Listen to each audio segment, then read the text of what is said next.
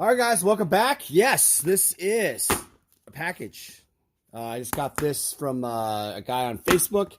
I'm going to open it up. Apparently, there are some rare artist prints and such.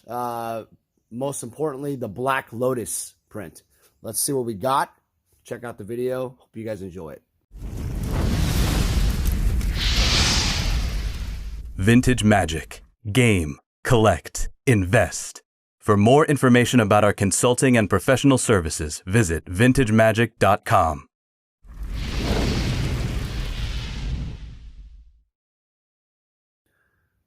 All right, guys, and we're back. So here we are opening these two boxes I got from a Facebook deal from a guy in the Midwest.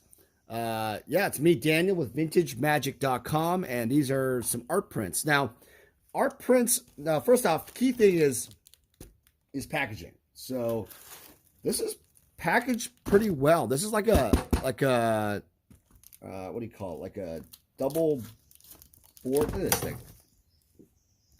Double thick board thing, foam board. Not the easiest. I'm not too sure if this is the best packaging because when you cut right here, it does open very easily, but however, you don't know how far the scissors will go.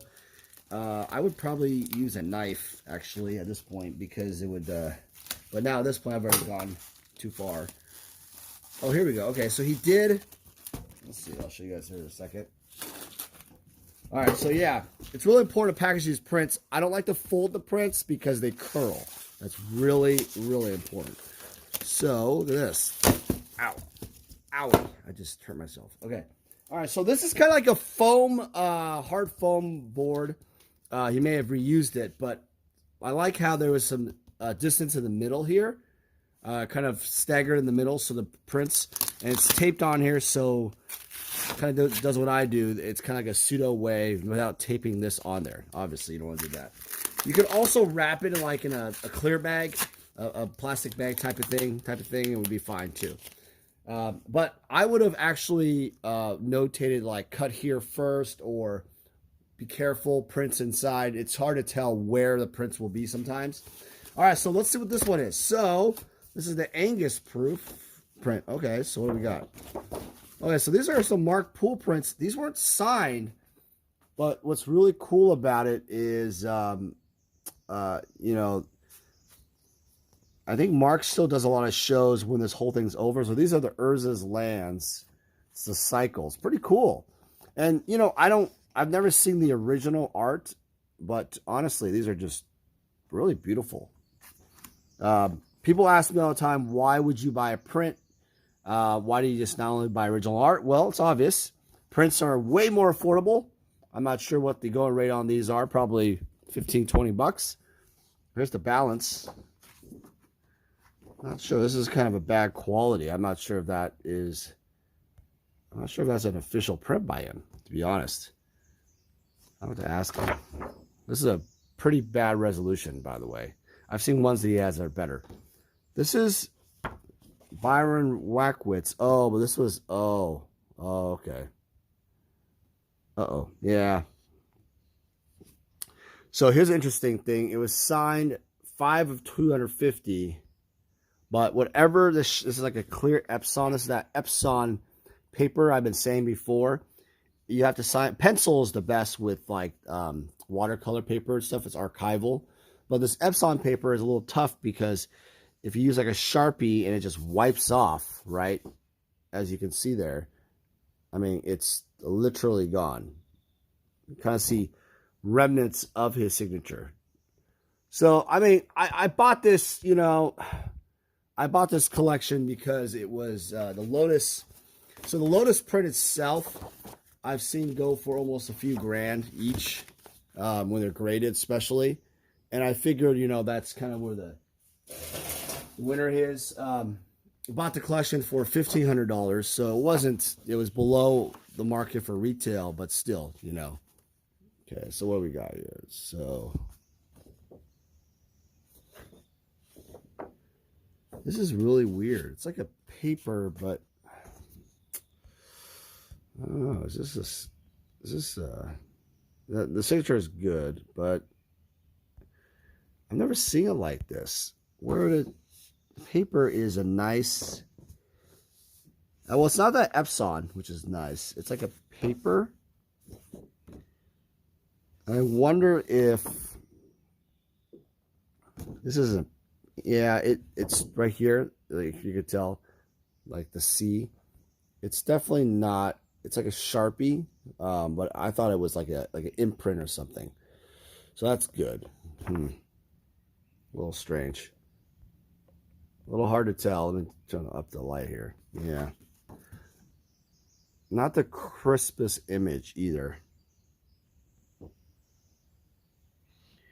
Yeah, I also used to own the Lotus, and it was in my possession for almost a year. And yeah, I gotta tell you, the green is a lot more brighter. So whoever did this print wasn't as high quality. I worry though.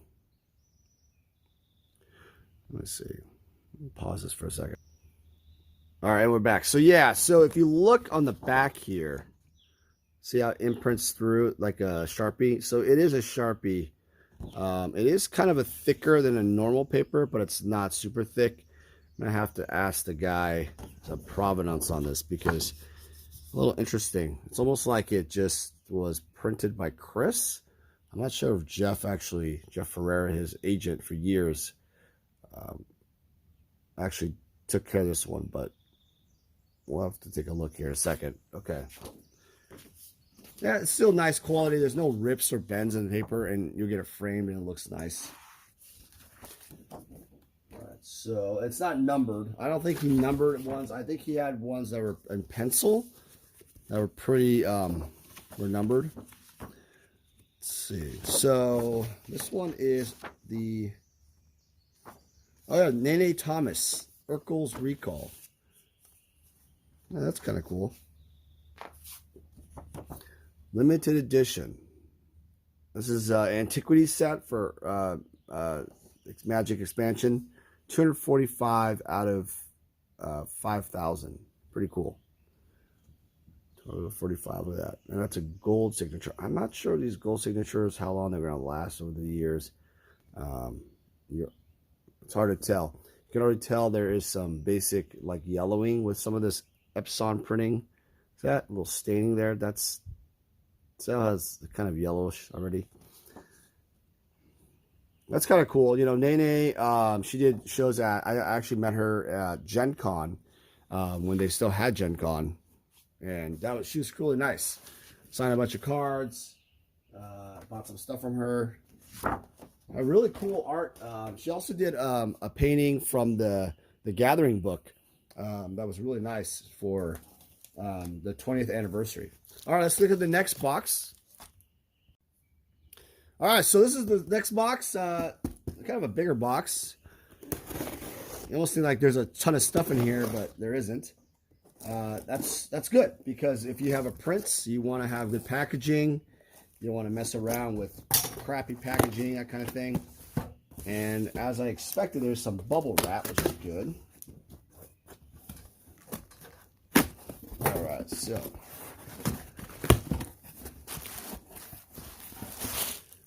Do not bend. Oh, that's good. See that? That's what I was talking about. Do not bend. And it's nice and thick. There's a thicker cardboard in there. One here. I don't think there is any. I don't think there's anything. All right, so that. 1 second. Let's see what we got here. Do not bend. Do not bend. All right. All right, so let me open that up. 1 second. Dogs are yelling at stuff all the time. Yeah, so that's pretty good packaging. So I think these ones are already, Nene Thomas ones. They're in this little package here. So signed and numbered out of 725 out of 5,000. I have I have some of these, I think. I got her at shows or other collections over the years. I kind of need to start making a section for this stuff, like on my website. But later on, I might do that. All right, with that. Oh, there's 2 of them. Okay, cool. Pretty cool. So you have 2 Vision. The Vision. All right. 2 of those. I think that was from Legends, right? Vision, I believe. These look like they're matted also. No, these are the Ed Beard prints. Yeah, so... Okay, so Ed Beard's a pretty controversial artist. Some of you may have not followed him. He speaks loudly, yeah. So this was for Fantasy Flights. It's not really Magic, but that's his complicated signature. Ed Beard did the Nicol Bolas original art for Legends. That's what his biggest claim to fame is, in my opinion. Here's some other, some chick right here. Wow. I don't think this is Magic. That is not PC, everybody. This is, yeah, limited edition prints. 31 out of 250. Interesting. Ed Beard Jr. Roig of the Kirkkeep. Roig. I don't know if I said that right. He is a legend card. Yeah, the quality back in the day was pretty bad. But look at the, the signatures right there. Out of 31 out of 50. Yeah, and then his signature is right there. It's a gold signature. At least, I think he bags all this stuff and mats it, which is good. You want to have it clear bagged and matted. It's almost like I don't know what the deal is, but it's almost like he photocopied it, printed it out, and made a print. I don't know.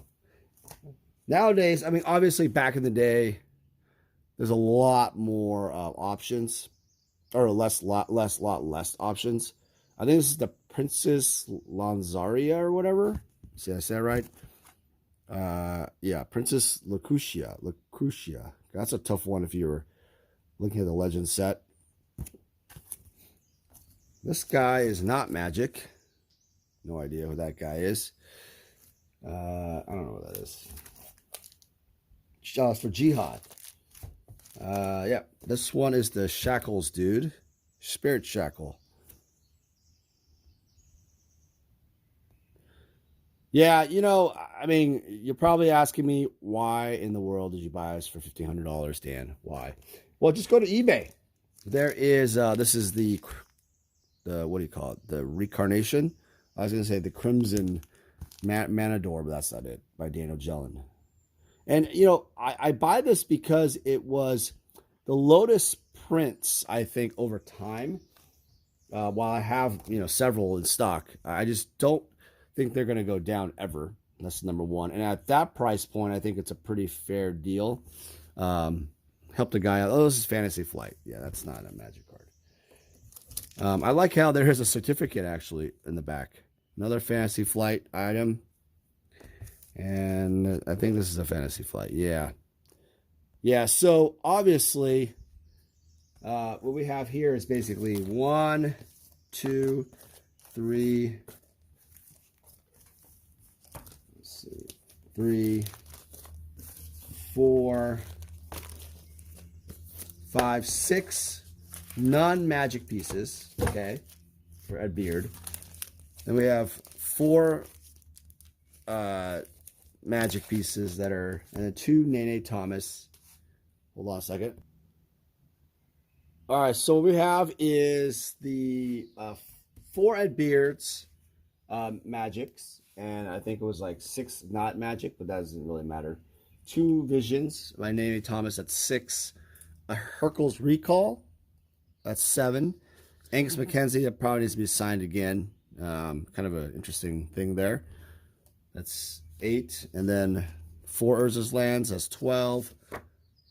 13, and then the 14, the Lotus. Yeah, so really what we're getting here in terms of value is obviously the Lotus. I wouldn't obviously ever pay $1,500 But sadly, Christopher Rush passed away years ago. If you were to buy something like this, if you were to buy something like this back in the day, people asked me all the time, it would have been like $25, $30 at a show. But yeah, that's kind of what the video is all about. Just show you a range of different collectibles that are purchased here and there. If you're interested in purchasing anything, let me know.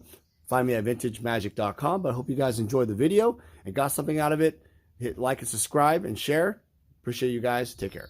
Thank you everyone for supporting our channel. It means a lot to me that you're enjoying the content we're putting out there. I have a Patreon page that supporters have access to special perks and rewards. Become a supporter at patreon.com/vintagemagic. As a patron, you receive exciting pricing on sealed product, flash sales, annual gifts, and personalized consulting services from me. Again, thank you for subscribing to our videos and supporting the channel.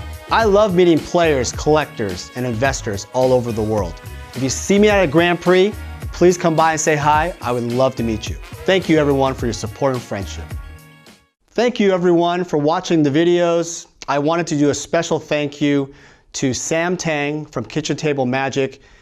He's been a great friend and a great artist producing the videos. Been very patient with me in his directing. And I also want to thank Brian Weissman. Brian and I have become friends out of this, and I've learned a lot from him, and he's spent countless hours sharing his knowledge and wisdom. Without you guys and the support of my Patreon, this would never be possible. If you guys have additional comments or suggestions, I'd love to hear from you guys. Just go to vintagemagic.com and go to the Contact Us page. I would love to hear from you. So thank you so much for watching. We'll talk to you soon.